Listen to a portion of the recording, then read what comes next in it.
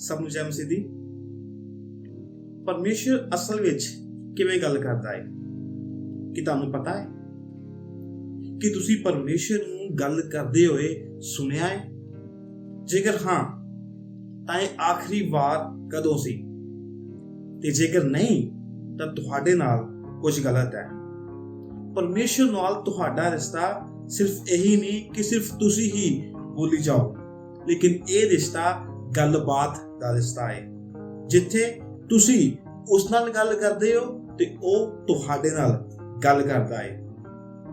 ਜੇਕਰ ਤੁਹਾਨੂੰ ਨਹੀਂ ਪਤਾ ਕਿ ਪਰਮੇਸ਼ਰ ਕਿਵੇਂ ਗੱਲ ਕਰਦਾ ਹੈ ਤਾਂ ਇਹ ਪਤਾ ਲਗਾਉਣ ਦਾ ਸਮਾਂ ਹੈ। ਆਓ ਦੇਖਦੇ ਹਾਂ।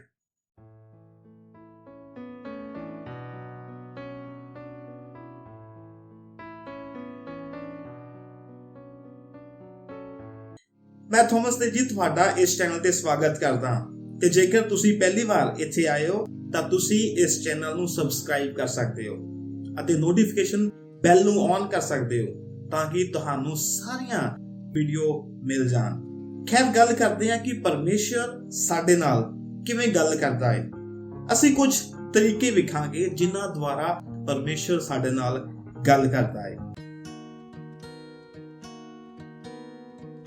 ਪਰਮੇਸ਼ਰ ਆਪਣੇ ਵਚਨ ਰਾਹੀਂ ਗੱਲ ਕਰਦਾ ਹੈ। ਬਾਈਬਲ ਪਰਮੇਸ਼ਰ ਦਾ ਵਚਨ ਹੈ। ਇਹ ਪਰਮੇਸ਼ਰ ਦੇ ਸ਼ਬਦ ਹੈ। ਜਦੋਂ ਅਸੀਂ ਦੂਸਰਾ ਤਿਮੋਥੀਅਸ 3 ਅਧਿਆਇ ਉਹਦੀ 16 ਅਤੇ 17 ਆਇਤ ਨੂੰ ਪੜ੍ਹਦੇ ਹਾਂ, ਇੱਥੇ ਲਿਖਿਆ ਹੋਇਆ ਹੈ, ਸਾਰਾ ਪਵਿੱਤਰ ਗ੍ਰੰਥ ਪਰਮੇਸ਼ਰ ਦੇ ਆਤਮਾ ਦੀ ਪ੍ਰੇਰਣਾ ਤੋਂ ਹੈ ਅਤੇ ਸਿੱਖਿਆ, ਤਾੜਨ, ਸੁਧਾਰਨ ਅਤੇ ਧਾਰਮਿਕਤਾ ਦੀ ਸਿੱਖਿਆ ਲਈ ਗੁਣਕਾਰ ਹੈ ਕਿ ਪਰਮੇਸ਼ਰ ਦਾ ਬੰਦਾ ਕਾਬਿਲ ਅਤੇ ਹਰੇਕ ਭਲੇ ਕੰਮ ਲਈ ਤਿਆਰ ਕੀਤਾ ਹੋਵੇ।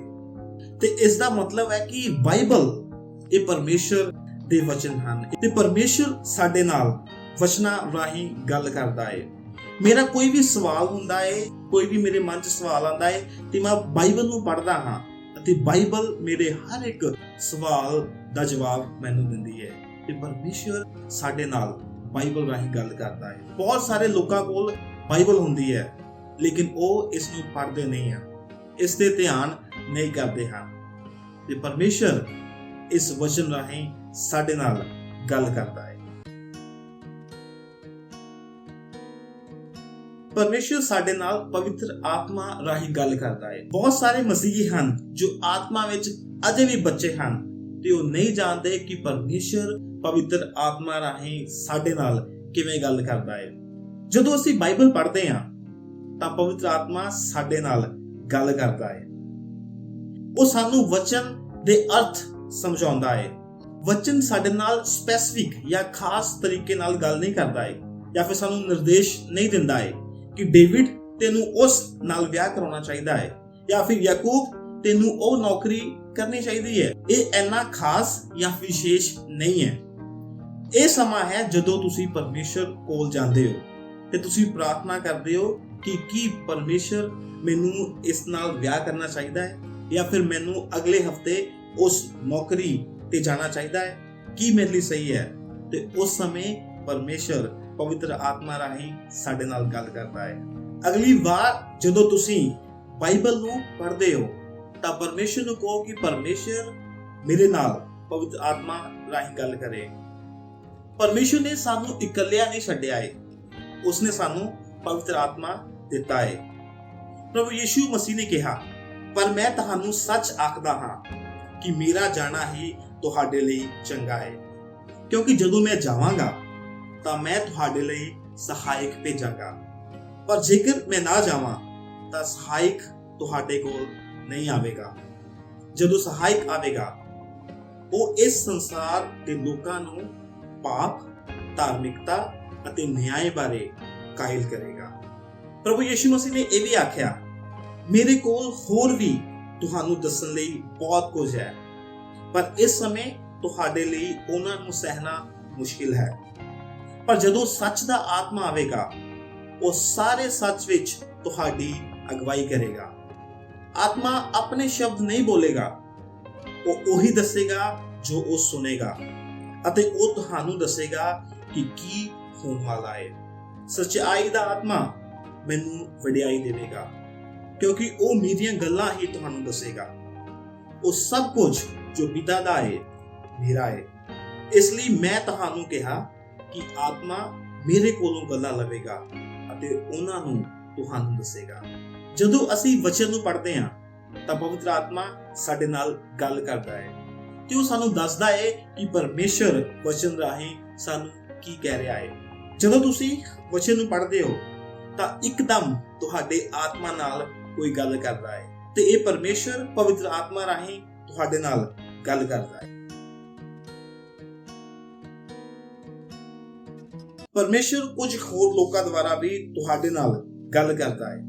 ਜਦੋਂ ਅਸੀਂ ਬਾਈਬਲ ਨੂੰ ਪੜ੍ਹਦੇ ਹਾਂ ਤੇ ਅਸੀਂ ਵੇਖਦੇ ਹਾਂ ਕਿ ਪਰਮੇਸ਼ਰ ਨੇ ਕਿਸੇ ਨੂੰ ਸੰਦੇਸ਼ ਦੇਣ ਲਈ ਕੁਝ ਹੋਰ ਲੋਕਾਂ ਦੀ ਵਰਤੋਂ ਕੀਤੀ ਹੈ, ਜਿਵੇਂ ਕਿ ਹਨਨਿਆ ਨਾਲ ਹੋਇਆ ਸੀ। ਦਮਿਸ਼ਕ ਵਿੱਚ ਹਨਨਿਆ ਨਾਮ ਦਾ ਇੱਕ ਚੇਲਾ ਸੀ। ਉਹਨੂੰ ਪ੍ਰਭੂ ਨੇ ਦਰਸ਼ਨ ਦੇ ਕੇ ਕਿਹਾ, ਹਨਨਿਆ। ਉਸਨੇ ਆਖਿਆ, ਪ੍ਰਭੂ ਜੀ ਵੇਖ, ਮੈਂ ਹਾਜ਼ਰ ਹਾਂ। ਤਾਂ ਪ੍ਰਭੂ ਨੇ ਉਹਨੂੰ ਕਿਹਾ, ਉੱਠ ਅਤੇ ਉਸ ਗਲੀ ਵਿੱਚ ਜਾ ਜੋ ਸਿੱਧੀ ਕਹਿਲਾਉਂਦੀ ਹੈ, ਅਤੇ ਯਹੂਦਾ ਦੇ ਘਰ ਵਿੱਚ ਸੌਲੁਸ ਨਾਮ ਦਾ ਮਨੁੱਖ ਜੋ ਤਰਸੁਸ ਦਾ ਰਹਿਣ ਵਾਲਾ ਹੈ ਉਸ ਬਾਰੇ ਪੁੱਛ, ਕਿਉਂਕਿ ਉਹ ਪ੍ਰਾਰਥਨਾ ਕਰ ਰਿਹਾ ਹੈ। ਅਤੇ ਉਸਨੇ ਹਨਨਿਆ ਨਾਮ ਦੇ ਇੱਕ ਮਨੁੱਖ ਨੂੰ ਅੰਦਰ ਆਉਂਦਿਆਂ ਅਤੇ ਆਪਣੇ ਉੱਤੇ ਹੱਥ ਰੱਖਦਿਆਂ ਵੇਖਿਆ ਤਾਂ ਜੋ ਫਿਰ ਸੁਜਾਖਾ ਹੋਵੇ। ਸ਼ਾਇਦ ਤੁਸੀਂ ਕਿਸੇ ਗੱਲ ਦੇ ਉੱਤਰ ਲਈ ਪਰਮੇਸ਼ਰ ਅੱਗੇ ਸ਼ਾਉਲ ਦੀ ਤਰ੍ਹਾਂ ਪ੍ਰਾਰਥਨਾ ਕਰ ਰਹੇ ਹੋ ਤਾਂ ਪਰਮੇਸ਼ਰ ਸੰਦੇਸ਼ ਲਈ ਕਿਸੇ ਨੂੰ ਭੇਜ ਸਕਦਾ ਹੈ। ਇੱਥੇ ਮੈਂ ਤੁਹਾਨੂੰ ਚੇਤਾਵਨੀ ਦੇਣਾ ਚਾਹੁੰਦਾ ਕਿ ਹਰ ਕਿਸੇ ਉੱਤੇ ਭਰੋਸਾ ਨਹੀਂ ਕਰਨਾ ਜੋ ਕਹਿੰਦਾ ਹੈ ਕਿ ਮੇਰੇ ਕੋਲ ਤੁਹਾਡੇ ਲਈ ਇੱਕ ਸੰਦੇਸ਼ ਹੈ। ਇਸ ਦੀ ਪਰਖ ਪਰਮੇਸ਼ਰ ਦੇ ਵਚਨ ਰਾਹੀਂ ਕਰਨੀ ਚਾਹੀਦੀ ਹੈ ਅਤੇ ਪ੍ਰਾਰਥਨਾ ਕਰਨੀ ਚਾਹੀਦੀ ਹੈ ਕਿ ਕੀ ਪਰਮੇਸ਼ਰ ਇਹ ਤੁਹਾਡੇ ਵੱਲੋਂ ਹੈ ਜਾਂ ਨਹੀਂ। हे ਪਿਆਰਿਓ, ਹਰੇਕ ਆਤਮਾ ਉੱਤੇ ਵਿਸ਼ਵਾਸ ਨਾ ਕਰੋ, ਸਗੋਂ ਆਤਮਿਆਂ ਨੂੰ ਪਰਖੋ ਕਿ ਉਹ ਪਰਮੇਸ਼ਰ ਤੋਂ ਹਨ ਕਿ ਨਹੀਂ, ਕਿਉਂ ਜੋ ਬਹੁਤ ਝੂਠੇ ਨਬੀ ਸੰਸਾਰ ਵਿੱਚ ਨਿਕਲ ਆਏ ਹਨ। ਜੇਕਰ ਤੁਹਾਨੂੰ ਕੋਈ ਕੁਝ ਕਹਿੰਦਾ ਹੈ ਅਤੇ ਉਹ ਪਰਮੇਸ਼ਰ ਦੇ ਵਚਨ ਦੇ ਵਿਰੋਧ ਹੈ ਤਾਂ ਤੁਸੀਂ ਪਹਿਲਾਂ ਹੀ ਜਾਣਦੇ ਹੋ ਕਿ ਉਹ ਪਰਮੇਸ਼ਰ ਤੋਂ ਨਹੀਂ ਹੈ।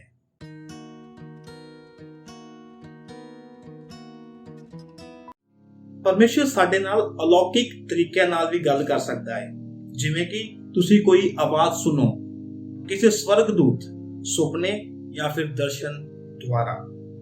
ਪਰ ਤੁਹਾਨੂੰ ਇਹ ਜਾਣਨ ਦੀ ਜ਼ਰੂਰਤ ਹੈ ਕਿ ਇਹ ਬਹੁਤ ਹੀ ਘੱਟ ਅਤੇ ਕਦੇ-ਕਦੇ ਹੁੰਦਾ ਹੈ। ਜ਼ਿਆਦਾਤਰ ਪਰਮੇਸ਼ਰ ਸਾਡੇ ਨਾਲ ਆਪਣੇ ਵਚਨ ਅਤੇ ਪਵਿੱਤਰ ਆਤਮਾ ਰਾਹੀਂ ਹੀ ਗੱਲ ਕਰਦਾ ਹੈ।